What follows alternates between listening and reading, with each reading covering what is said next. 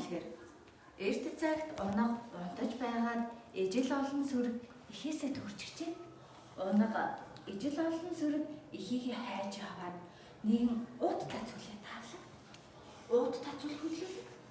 Унаг ихэд сонирхон амийг онгойлгож үзмээр санагддаг.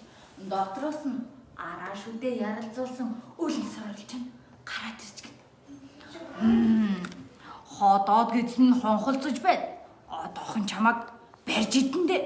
Гэтэл унаг айн сандарч байдал бутан дундаас туулаа гараад ирлээ. Туулаа болсон явдлыг сонсоод баахан хөхөрч. Чонгой та ийм том биетэй бидэж энэ жижигхэн өчүүхэн уутанд багтаж байсан гэж юу? Би лав итгэхгүй байна.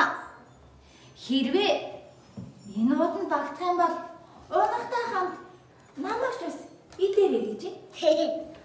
Чон бодлоо. Магад уутанд багтах дамжиггүй. Унагтайгаа унан дээрээ нэмээд туулаа идэх гэж баярлаад уутанд орлоо. Тэгээд хилээгүй юу? Хоншоор нь багтахгүй байж тээ. Гэтэл чон хоншороо хошин татчих. Тэгтэл туулаа унаг хоёр шалгахан гэрч нь уутны амыг боогод чон